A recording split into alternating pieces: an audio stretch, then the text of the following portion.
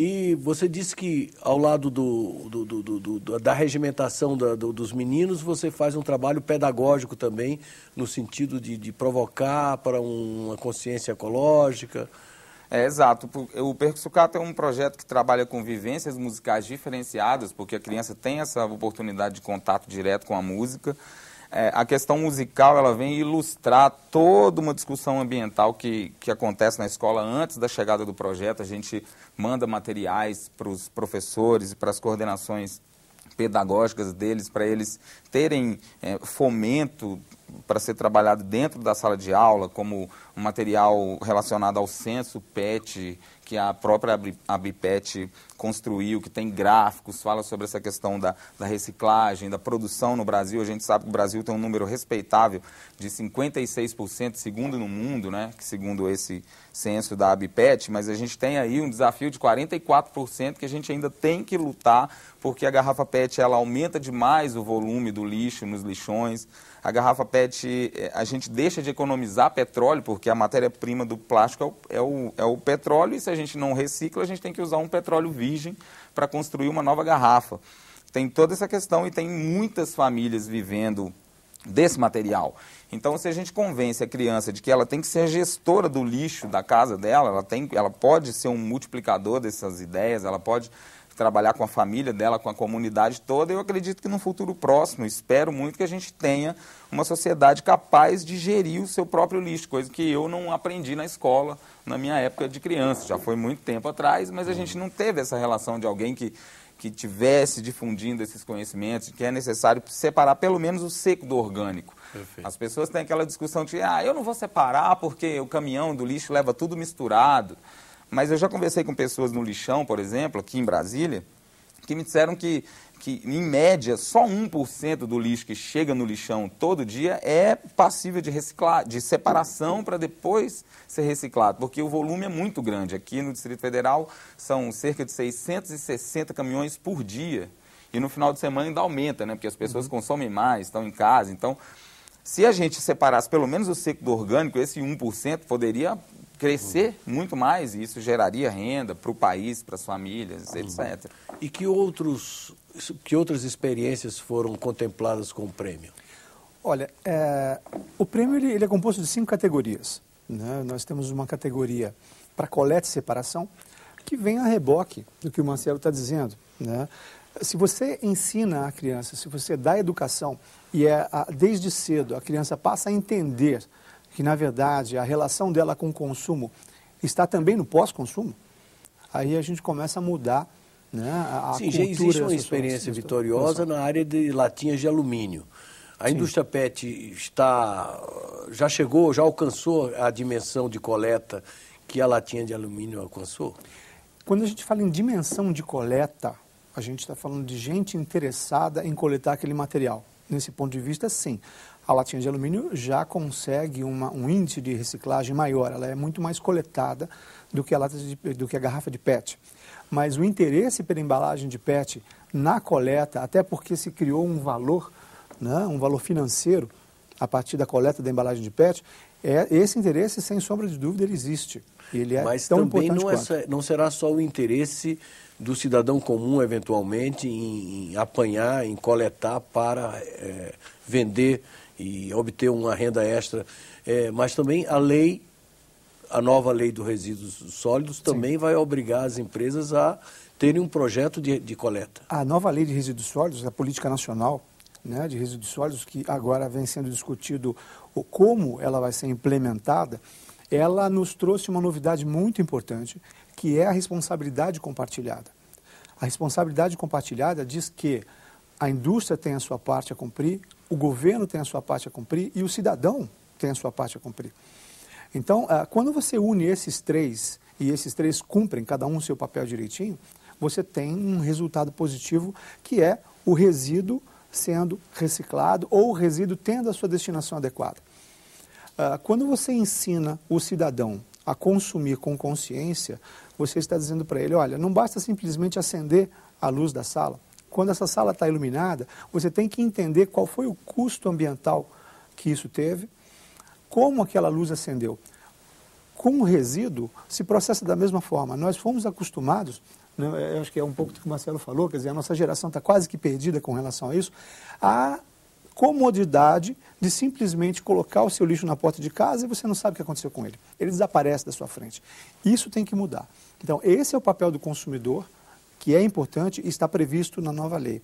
O papel da indústria, e que a indústria vem fazendo isso ao longo de muitos e muitos anos, não é agora que começou, é desenvolver os produtos que vão ser fabricados a partir do PET reciclado. Que tipo de produto? Olha, eu costumo dizer que você não sai de casa hoje sem esbarrar em PET reciclado. Ele está no nosso dia a dia. Então, se você anda de carro, você encontra o PET reciclado no carpete do carro.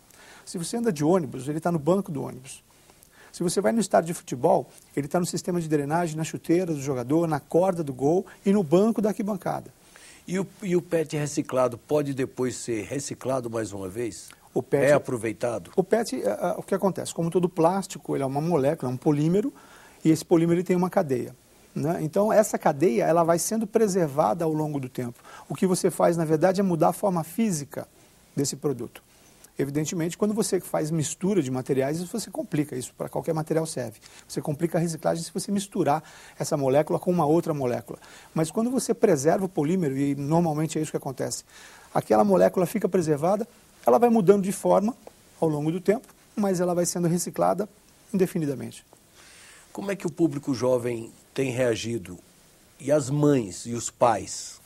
Essa é uma pergunta muito interessante, porque eu comecei a trabalhar com um grupo de 30 alunos e rapidamente fui convidado a passar para o pátio escolar, porque o meu sonho era levar o meu instrumento para a escola. Eu toco bateria há 20 anos e dentro da sala de aula funcionava muito bem, mas eu notava que nas outras salas de aula as crianças ficavam muito inquietas, porque música, barulho, eles não queriam fazer outra coisa, queriam participar. E eu fui convidado a passar para o pátio escolar. E nesse momento eu percebi que o projeto tem uma característica itinerante. Então a gente está passando em várias escolas, numa oficina de 1h30, com reuniões antes com os professores. Nessa 1h30 a gente levanta uma discussão ambiental, produz um instrumento. Não é só tocar. Não é só tocar, tem todo um contexto, né? Não dá para simplesmente fazer o lúdico. E quantas crianças... Aí eu comecei com 30 crianças, de 2007 até 2009, eu cheguei em 2.200 alunos por meu esforço assim, próprio, serrando cabo de vassoura para levar uma baqueta improvisada para o aluno que nunca me devolvia uma baqueta de cabo de vassoura, eles queriam levar para casa. E aí eu pedia para um professor conhecido, um diretor, ia ter uma reposição, levava minha bateria, levantava essa discussão, e de 2007 até 2009 cheguei em 2.200 alunos, que corresponde a 2.200 famílias, porque as crianças chegam em casa dando o recado do que aconteceu na escola, e isso é muito legal, eles são interlocutores do meu discurso. E aí, a partir de 2009, na etapa de 2009 2010, a gente conseguiu um patrocínio da Petrobras, e a gente agora tem baquetas envelopadas, elas têm a marca do projeto, e a gente já chegou a 26.285 alunos na rede pública do Distrito Federal e no entorno também. E isso, para mim, corresponde a 26.285 famílias, que vai aí quase 60 mil, 70 mil pessoas, que estão recebendo essa referência de que existe a necessidade da separação do lixo. Então, de 2009 e 2010, eu trabalhava com a perspectiva do reaproveitamento, fazendo música, reaproveitando um objeto. Eu tentei inscrição no Ecopet de 2009 e, como eu não assistia à questão da reciclagem, eu não consegui nem classificação.